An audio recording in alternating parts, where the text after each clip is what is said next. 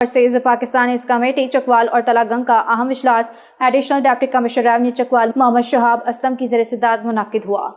Focal person overseas Pakistani committee Chakwal Khurram Shahzad AEO نے شکایات کی تفصیل اور اب تک کی کارکردگی پر تفصیلی بریفنگ دی۔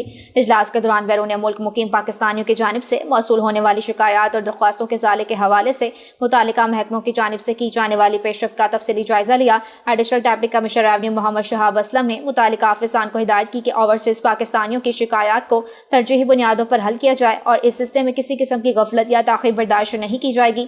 انہوں نے مزید کہا کہ اوورسیز پاکستانی ملک کا قیمتی سرمایہ ہیں اور ان کے مسائل کے حل کے لیے حکومت پنجاب خصوصی اقدامات کر رہی ہے۔ تمام متعلقہ محکمے اس حوالے سے ذمہ داری اور سنجیدگی کا مظاہرہ کریں تاکہ بیرون ملک مقیم پاکستانیوں کو درپیش مسائل کا بروقت اور مؤثر حل ممکن بنایا جا سکے۔ اجلاس میں شریک اوورسیز پاکستانیوں نے ڈسٹرکٹ اوورسیز پاکستانیز کمیٹی کے کردار کو سراہتے ہوئے کہا کہ اس پلیٹ فارم کے ذریعے ان کے مسائل کے حل کی راہ ہموار ہوئی ہے اور انہیں اپنی شکایات کے بروقت ازالے کے لیے ایک مؤثر فارم فراہم کیا جائے گا۔